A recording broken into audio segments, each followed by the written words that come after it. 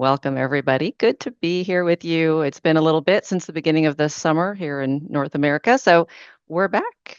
We're back.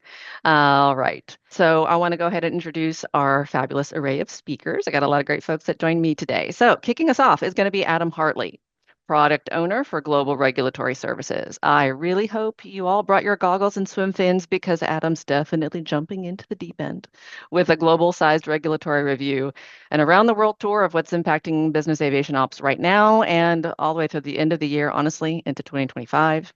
Also with us, Jason Hayward, General Manager at our London Stansted Universal Aviation office. He's on board to offer entertaining insights into the current UK ETA rollout phases and impacts.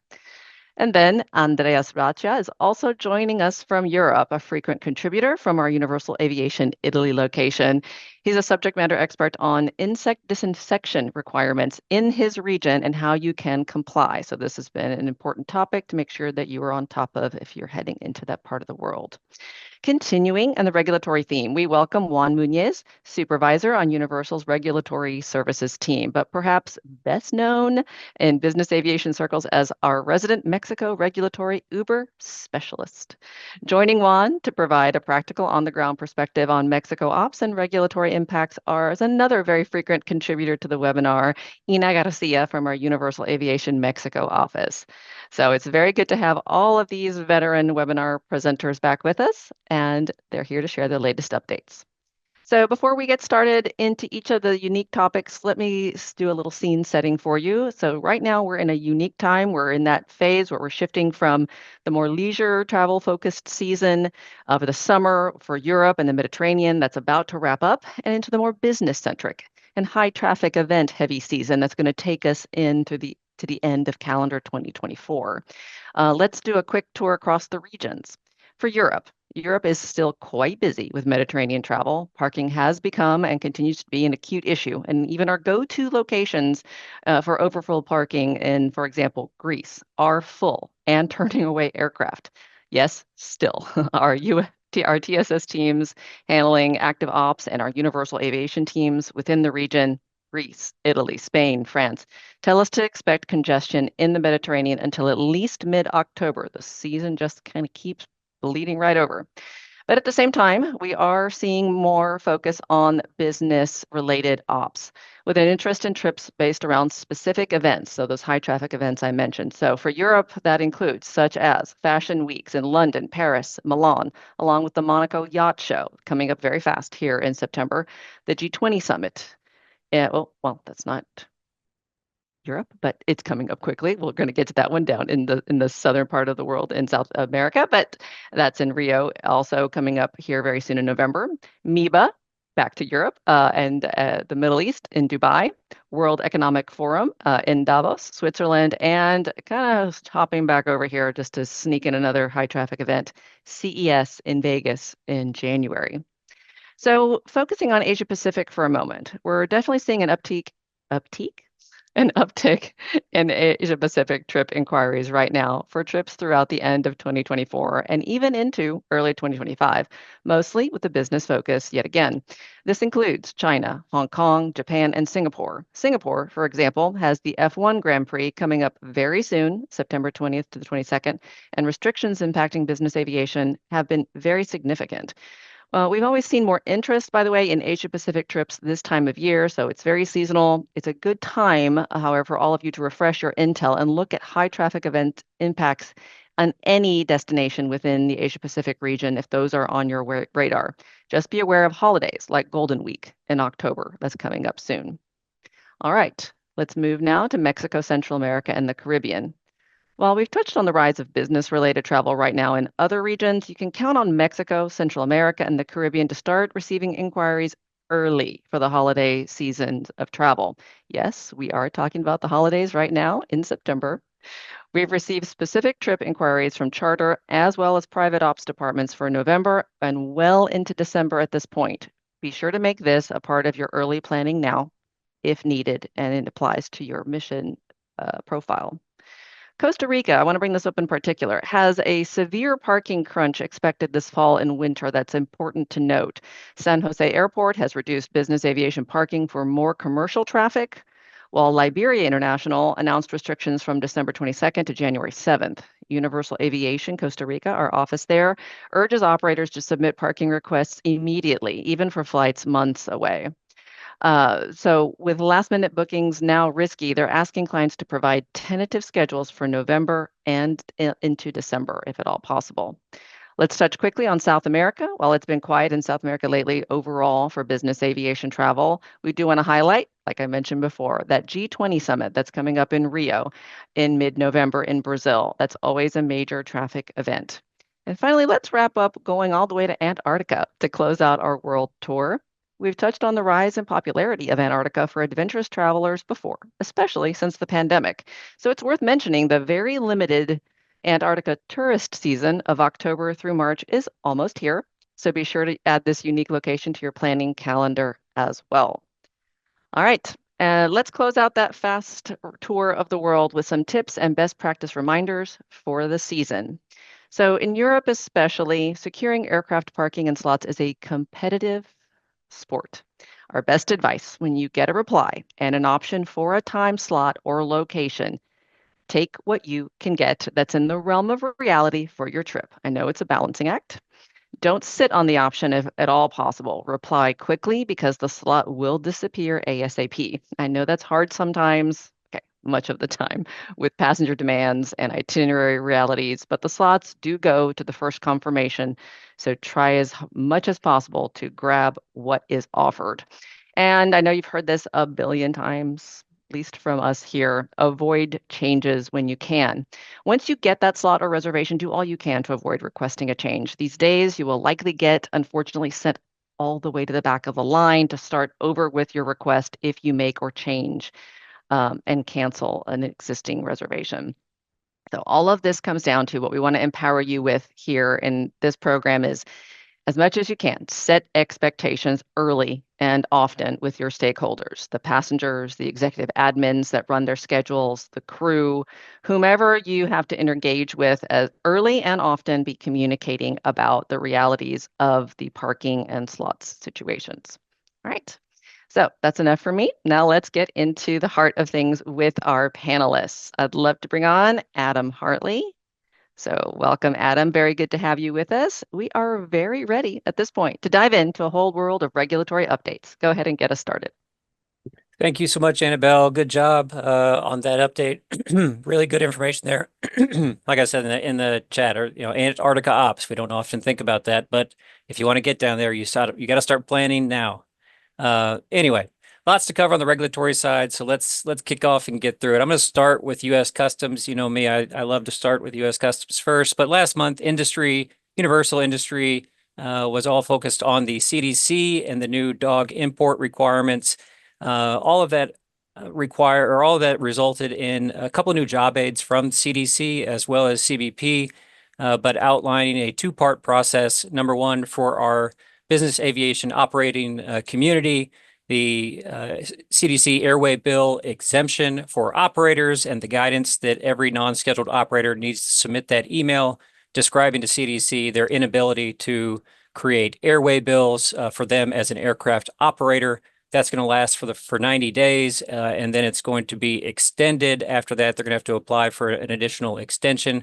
Hopefully, all of this, though, will be worked out with a permanent exemption for business aviation from those requirements. The second piece, of course, is the dog import form and the necessary pet documentation for dog owners. I know that ports are still working through this, and CDC port health stations are still working through this on how they support non-scheduled aircraft operators and their questions.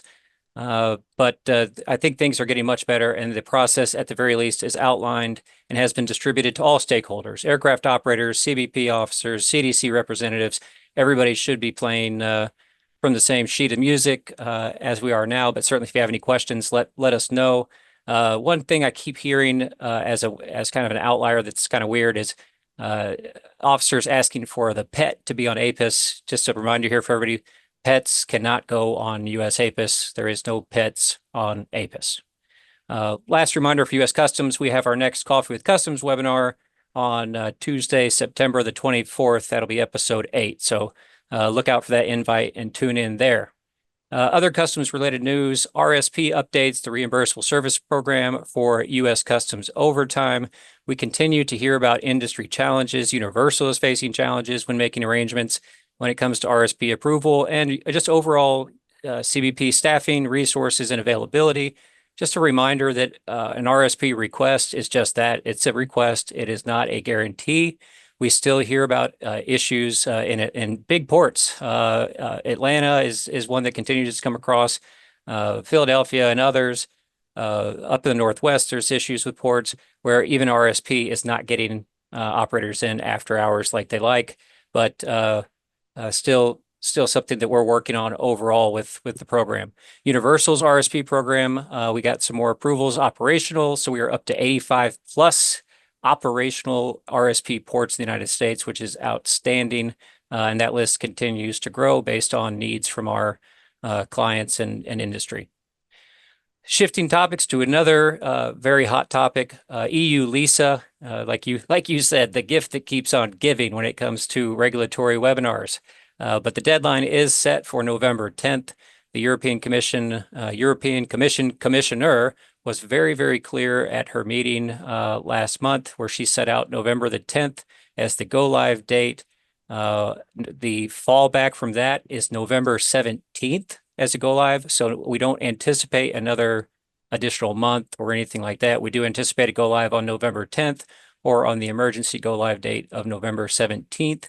There was a webinar last week hosted by EBAA that was attended by EU LISA, EBAA, operators, and others. The best practice that came out of there was to remind all operators, all non-scheduled operators who carry passengers into the European Union to, at minimum, go ahead and register with EU LISA, obtain a carrier ID. We'll answer some questions later on about best practices for filing, but the very basic rules for EU LISA is if you do not register, you don't have a carrier ID, whether it's beneficial or not to file, you are incapable. So we encourage everybody to reach out and get a carrier ID, and Universal can certainly help you do that if you need. We're still in our development phase, but we'll be reaching out to our subscribers, EU LISA identified carriers, as we move into the end of September and early October and talk about what our process will be like as we fold EU LISA into our trip management and execution process. In business aviation tax news, indirect tax schemes continue to expand. There's a new scheme for the Denmark passenger tax coming in on January 1st, 2025. This joins other schemes in the region like UK APD, Portugal carbon tax, and others. The common challenges of these programs include responsibilities for the operator to identify applicability, calculate and pay on their own, as well as in-country representation. So keep your eye on the indirect tax market and responsibilities of aircraft operators internationally. In APIS news or API news, Hong Kong APIS is kicking off in September. So right now, on a provisional basis, with business aviation set to join in April of 2025. So again, just another expansion of that APIS mandate as we fly internationally around the world. Along those same lines is Belgium GENDEC, which is something that we've been talking about over the last couple of weeks in industry, which is a continued implementation of 2016 Schengen Borders Code, and similar to Netherlands GENDEC or Swiss GENDEC requirements when going into those countries. I think that's all I got for now, Annabelle. I will be in Las Vegas at base, so I would love for anybody who wants to talk to come by the Universal booth and say hello. Back to you. Absolutely. Awesome. Thank you, Adam. Yes, and that is a reminder that we'll have Adam there, and looking forward to seeing anyone that can stop by and see us at NBAA. I'll do a reminder on that at the end as well. And just so that those of you who are following along, Lewis is dropping in quite a bit of content here into the chat, so make sure you take a look there, supporting what our speakers are referring to. So make sure you give that a look. So thanks again, Adam. All right. So now we move into some additional European regulatory news, this time from the United Kingdom. Welcome, Jason. So good to have you back. Can you give us a perspective on the rollout of the UK ETA plan? So glad to have you back with us. Not a problem, Annabelle. So the UK Electronic Travel Authorization, or ETA, is advance permission to travel or transit through the UK for those who do not need a visa. An ETA will be valid for multiple trips over 2 years or until the passport runs out, whichever is the sooner. And it's important to note that it is not pre-clearance and border checks will still be done on arrival, but hopefully a little bit quicker. So who needs an ETA? Well, non-visa nationals, including children, visiting the UK for periods of up to 6 months for tourism, business, and family visits. Who doesn't need it? Well, aircrew, and that's pilots and cabin crew staying in the UK for 7 days or less when traveling on a company aircraft. But it's important to note that flight mechanics are classed as passengers and will need to get an ETA. But UK and Irish passport holders do not need to apply. So how do I apply? Well, it's actually all on an app. I downloaded it yesterday, and you can download that from the Apple Store. You confirm your identification, you answer some questions, and you pay your application fee, which is a bargain at £10. It only takes a couple of minutes from start to finish, and you cannot travel without it once this goes live, which is going to be the next thing you're asking. So this program actually started for Gulf states earlier this year, but for most other countries, including the United States, your passengers can start applying for your ETAs from the 27th of November, and the ETA live date for those passengers will be the 8th of January. There will be a further rollout in spring 2025 for European countries.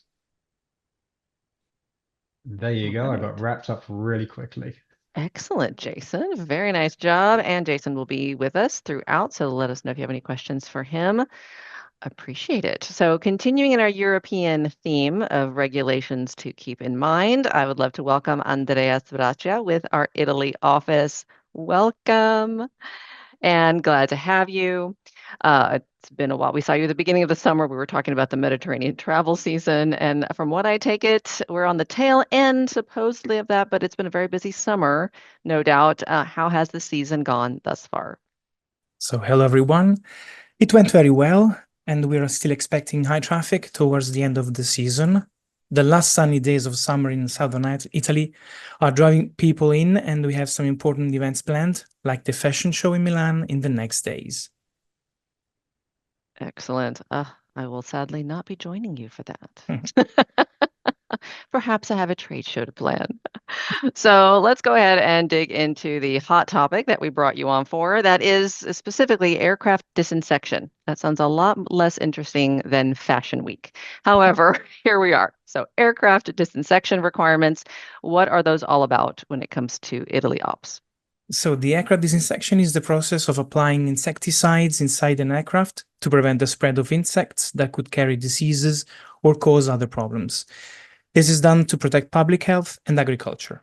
Disinsection is necessary to prevent the spread of vector-borne diseases such as malaria, dengue fever, and Zika virus. Insects like mosquitoes can be transported from one country to another by aircraft, posing a risk to public health. Got it. Makes sense. All right. So what are the regulations specific to governing aircraft disinsection? So the Italian Health Authority relies on the World Health Organization, WHO, which provides guidelines for aircraft disinsection. Okay, with that in mind, which disinsection method is accepted by the Italian health authorities? There are several methods for disinsection. The highly suggested one is the residual spraying, where insecticide is applied to surfaces and is sprayed into the cabin. Italy officially also accepts the pre-embarkation and the on-arrival spraying, which must be done per each leg before boarding passengers. Understood. So why has navigating this regulation become so complex for private aircraft? There have been issues in communications with airport authorities, handlers, and local health offices that led to problematic situations. Unfortunately, not all airports are aware of or accept all options listed on the WHO guidelines, and rules are applied differently depending on the airport of destination, airport of origin, timing planned to be on the ground, and etc. Understood. And what do you suggest to make sure operators understand that they've got this issue covered? For smooth operations, we recommend sticking with the residual disinsection where possible, which covers 8 weeks of operations. But if you must use self-spray, be prepared for potential challenges and verify acceptance with your specific arrival airport in advance, or get in touch with us, Universal Aviation Italy, for advice. We are glad to support. As always. So thank you so much, Andrea. So good to see you and appreciate that update. Next time we can talk about something much more fun again than disinsection, but always great to have you on. All right, from here, we're going to change over to the beautiful land of Mexico. So we've switched all the way over to the Western Hemisphere. So let's bring Juan on to get us started. Actually, both Juan and Ina Garcia are going to take the stage here, give us those insights into the latest, especially on permits and the current operational picture that those are creating. By the way, as I think most people on this call know, but Mexico is a very popular destination year-round for both business and leisure within North America, especially. So I think this is going to be very valuable just based on a lot of the feedback we got when we sent out the invitation for a lot of people on the call. So that said, bienvenidos. Welcome to both Juan and Ina. Let's go ahead and get us started. Gracias, Anabel, and hello, everyone. So we've seen that 2024 has brought a number of changes to the Mexico permit processes. Early this year, when the year first began, we saw that AFAC is no longer issuing private annual permits or those one-time permits that we were used to. Instead, they're issuing the single entry authorizations called the AIUs, valid for 6 months. But although the AIUs are issued for that 6-month validity, the validity of these authorizations is usually not honored because these AIUs are usually being issued with specific crew and sometimes even a passenger list. So Ina, what do you recommend operators do if they have been issued this AIU but have an operator with different crew? Hello, everyone. Thank you, Juan. My recommendation in this situation is that you send your current permit to validate it with the authorities and see if they will admit it. And that current permit, in some airports, they allow it. So we have to do a payment for crew modification. In other ones, a new one will be required. Okay, so always just send the current one that you have to get it validated to see what process is going to take. That's really good to know. Talk about the charter permits now. We've seen a lot of changes coming through as well. I've been working with the Mexico blanket permits for almost 20 years now, and it's interesting how AFAC has evolved the process to what it is currently. We've seen recently some airports starting to deny one-time charter permits because now they're demanding that all charter operators have a Mexico AOC in place and a blanket permit as well in order to operate into the country. Ina, is this for all airports and for all charter operators? That is correct, Juan. Any charter operator is required to have a blanket permit if they come to Mexico more than 3 times. Since the authorities have identified that some charter companies were entering to Mexico with a coordinated flight all the time, they now require to have a blanket permit. That is why now is required to have the blanket permit in place. Something to be considered is that you usually operate as a charter, but also you won't be able to operate as a private, since some airports have a list of charter operators that come to Mexico often, and they won't allow it. We're still having meetings with AFAC explaining that an operator can be a charter and a private at the same time. But for now, if you have this type of flight or issue, contact our office and we will request an exemption for you. Okay, Thank you, Ina. Yeah, the blanket permits, getting those is not an easy feat here. And it creates a big issue because the requirements to apply for Mexico AOC and a permit are pretty extensive. And one of the newer requirements, I would say in the past 2 years that they started needing, is that the aircraft must have the following equipment in order to apply for the AOC and blanket permit. And that equipment is the FDR, the flight data recorder, CVR, cockpit voice recorder, ELT, GPWS or TAWS, that's the aircraft warning system, TCAS2, and a transponder. Now, some of this equipment is not required in the US or in other countries, but Mexico does require this equipment to be installed in the aircraft. What type of other requirements would be needed for the Mexico AOC and blanket? We're dropping a checklist in the chat where you can find all the required documents. Also, regarding the FDR requirements, I have a great news. Actually, that's fresh off the press.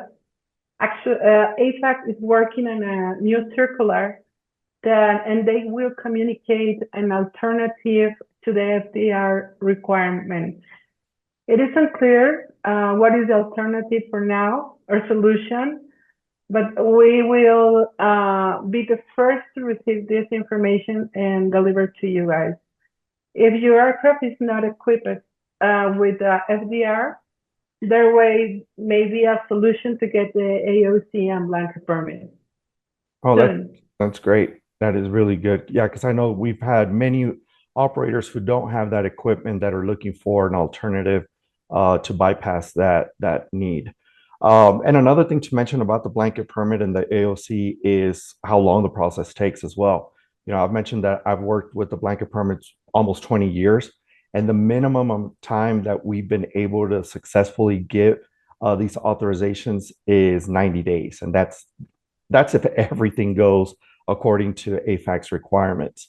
What can an operator do since these processes take so long? What can they do if they do have a charter or commercial operation into Mexico?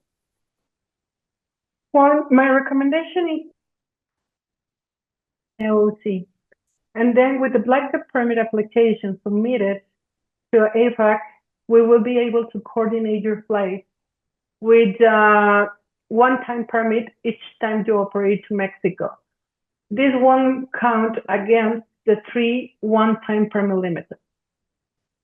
Okay, yeah, so basically get your AOC, get your blanket permit. Keep in mind that these authorizations are for your fleet and not for single aircraft. And once the AOC and permit are issued, they can be updated to include new aircraft or remove any aircraft that no longer operate with under your certificate. Validity of the AOC is going to be 2 years, and the blanket permit itself doesn't expire, so it's an indefinite permit. But an operator has to do yearly verifications of this permit to keep it up to date, as well as provide monthly reports to AFAC of all the operation activity into Mexico. So, putting the permits aside and all that wonderful news, not all changes in Mexico have been in the bad category. Ina, I know you and your team in Mexico have been working with AFAC directly to clear up some information regarding the cabotage issues in Mexico. For years, we've been told there's 2 instances of charter or commercial operators committing cabotage. And the first one is making more than 1 stop within the country. And the other way is to transport passengers out of the country that charter operator didn't bring in. Do these restrictions still hold true? As you will comment on, there are positive changes since reviewing the frames of the authorities and with our legal office. We came to the conclusion that when passengers arrive on a commercial airline or through a different charter operator, it is possible that they leave the country on a different charter than the one they enter with. This is a very good news, actually, regarding making two stops in Mexico, it is very likely that if a charter operator has a specific purpose, like a music band tour, we may be given the exception. Always consult with our team, because at the same time of requesting the movement to AFAC, we will authorize the multiple stops.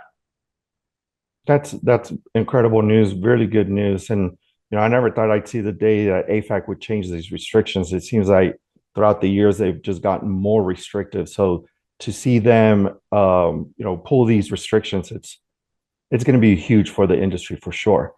And since you and your team are the boots on the ground there in Mexico, are there any other tips or pieces of information you can share with us? Actually, just remember to bring your original paperwork on board when you arrive to our country. Also, something new for us is that now we can provide the service to generate and process your Mexican insurance policy if you need it. Just contact our team for more information about this. That will be from my side. That's great. Gracias, Ina. And thank you all so much. Remember, any questions on Mexico, please email us. We'll drop the email in the chat here. And with that, I'll go back to you, Annabelle. Awesome. Thank you, Juan, Ina. Great news. Love when advocacy goes in the right direction for business aviation, needless to say. And important updates. Again, I'm bringing your attention to the chat because Lewis is working overtime in there, trying to get much of this information linked for you. And we'll get that email up for you in just a few moments.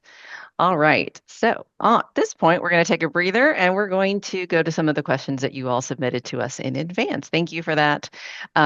We did make a couple of edits to today's pre-submitted questions, mostly because I don't have a general ops expert with us today. So I kind of honed in on the questions that were really focused on the topics that we were covering today with the subject matter experts on hand. So I know there are a few of you that may be going, but my question didn't get answered. We're going to follow up with you post-event to make sure you get sent in the right direction with those.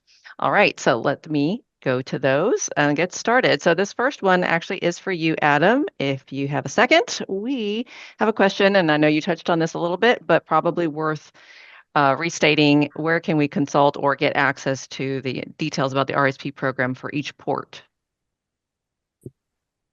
For each port, well, so a couple things. There is a list for CBP. So all of the RSP program partners are listed on the cbp.gov list. So that you can sort that information a couple of different ways, by airports or by program partners at each specific airport.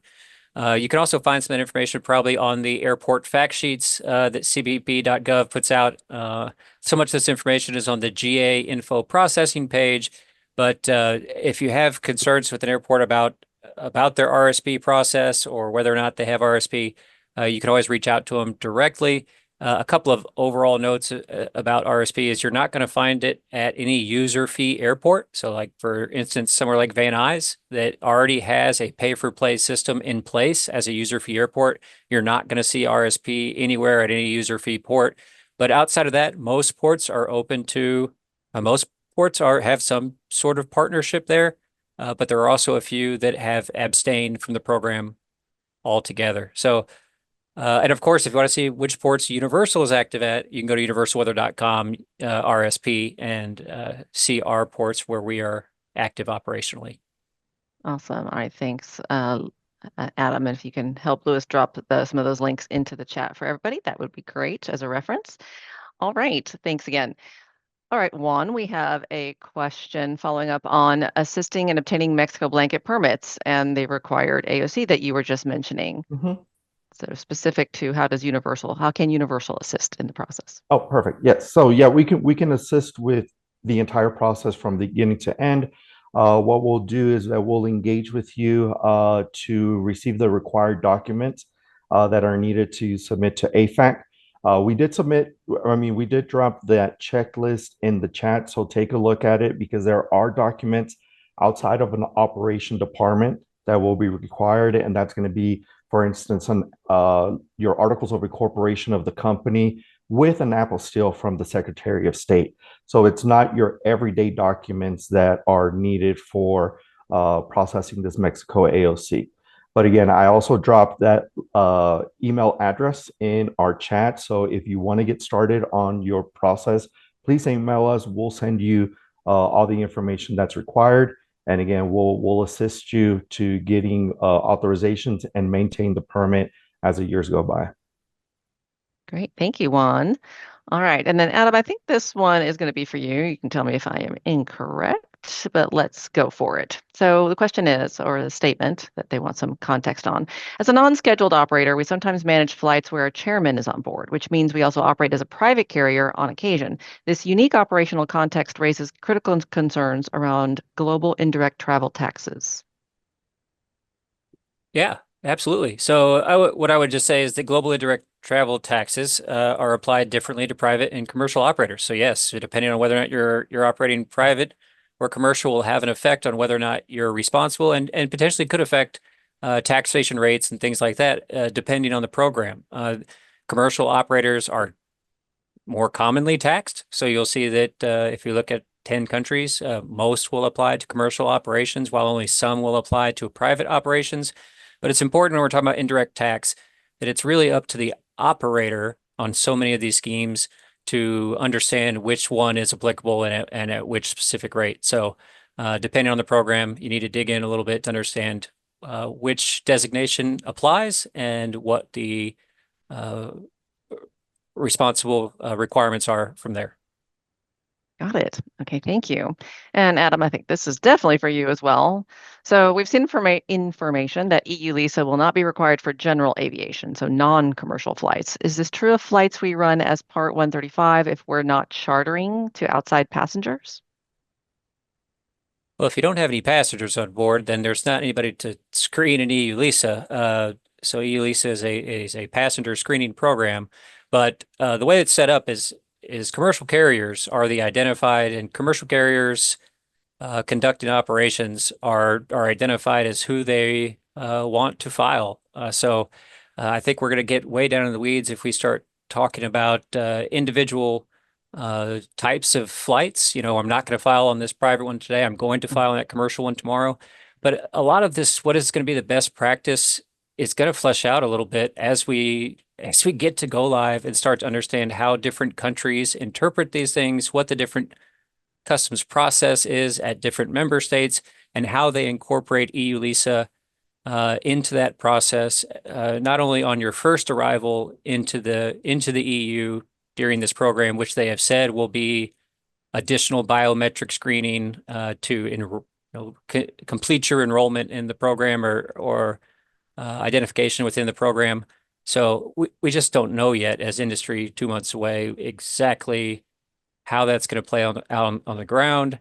And so the standard best practice so far has been that people should plan to transmit their passengers that they are traveling in the appropriate status for those travelers. So whether or not you could, if you think they are not applicable or they are out of scope, you can transmit as such. All right. Thank you so much, Adam. And I think that wraps up our pre-submitted questions for today. And hopefully most of you that are joining us, just as a FYI, since we did produce the show on a Thursday, we sent out our Ops Update newsletter earlier today. So some of these same topics are covered there, as well as some others that you were asking about, such as airspace around Israel and in that region of the country. So please do take a look at that if you haven't already. As always, a great deal of information has gone into that, and hopefully a good resource for you every other week. Okay, so from here, we are going to go see what kind of live questions have popped into the chat. If you haven't already populated one and it's burning a hole in your pocket, please drop it in so we get a chance to answer it. We have a few minutes left today. We'll let Lewis lead us down this path. Lewis, do we have some questions? I think we've answered most of them in the chat, but we did have one early on going back to Adam regarding the CDC dog importation issue. The question was, does the CDC have a plan beyond the 9-month waiver for the AWB requirement? Not yet. So it's a right now we're at 90 days, and then you'll get an additional 6 months that takes us up to a 9-month waiver. But it's still kind of in negotiation between CBP, CDC, and industry. We've been certainly invited in those conversations and represented well in those conversations, and I anticipate a long-term exemption for our business. But they may take this full 9 months to sort out exactly what that looks like. They have not provided us with any kind of timeline. They think that they do agree that's a good idea. They do agree that we're different, but they have not told us exactly how they will express that on a regulatory basis. Thanks, Adam. This was one of the pre-submitted ones we didn't cover earlier, but we can answer it right here. Somebody was asking if there's anything new with Israel. And not really, other than we did hear this week from Ireland that they are now requiring landing and overflight permits for all ops to and from Israel. So that's going to be an interesting trend to watch to see if any other countries start implementing this. But so far, Ireland is the one that we've noticed. Great. Thank you for that. All right. So that will wrap us up then if we have no more questions sitting in the chat. Any of my speakers? There's one more. It looks like that Jerry just followed up. Great. Yeah, please. Jerry had sent me one direct here, but I think it's valid for everybody just to re-say it again. Yes, is a private Part 91 operator or someone who operates private Part 91 to the EU a half dozen times a year should they register for EU LISA. The overwhelming guidance from EU LISA, from EBA, from everybody kind of who's been working in this program for so long is to register. If you are an aircraft operator conducting passenger operations into the EU, you should go ahead and register, get your EU LISA carrier ID, and that makes you capable of transmitting should you need to do so in the future. If you do not register, you are incapable. So we encourage all operators who have passenger operations to the EU to register and get an EU LISA carrier number. Indeed. All right. So be capable, in other words. Awesome. Thank you so much, Adam. All right, Lewis, anyone else slide in there at the last minute? No, I think that's it. Okay, good deal. Well, again, don't forget a couple of reminders here since we have a couple extra minutes. I don't have to race to the end like I normally do. So that's a kind of a new place for me to be in. Normally I'm trying to say all this in 20 seconds or less. So a couple of reminders. So today's session is recorded and we will have that video available via a link. That'll be tomorrow on Friday, September 13th. That will get pushed out via an email. It'll be available for you to reference as well as anyone you want to pass that on to. A couple of other reminders. So don't forget, as Adam mentioned, we have another Coffee with Customs. That's the US CBP webinar. That's at the end of this month. We're hosting again for September. That's September 24th. Lewis, if you wouldn't mind dropping that link in for registration. So you can go ahead and register anytime, even though it's a couple weeks away. And as mentioned before, we are just a few weeks out. That's my stressed face. From NBAA base coming up in Las Vegas. For those of you who don't know, I also manage our live in-person events, and this is kind of the biggest one for the year for us. So lots is going into it.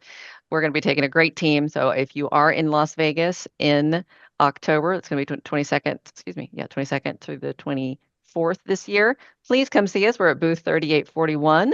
I'll look forward to seeing you, and definitely introduce yourself if I haven't met you before, and let me know that you are a webinar fan. And on that note, all of our fans, you guys are the reason we do this, but in addition, you are also the source of a lot of our inspiration when it comes to what topics to cover, like this very session that's a little more regulatory focused in particular, like the focus on Mexico. So go ahead, please make those recommendations. We'd love to hear them, and it does help to shape our content. You can reach us at operationalinsight@univway.com. Lewis will drop that into the very full chat at this point. So topics, burning questions, or suggestions for subject matter experts are very welcome. A lot of those ideas to you. So thank you to everyone that joined us on the panel. Appreciate your time and talents, and look forward to having you back again when the topics permit and when it's the right time. And in the meantime, for the rest of you, I hope to see some of you coming up at base or other events in the next cycle. For the meantime, take care. Bye for now. And we'll see you next time. Thanks, everyone. All right. Thank you, everyone. Bye. Take care. Good to see you. Thank you. Thank you. Bye-bye.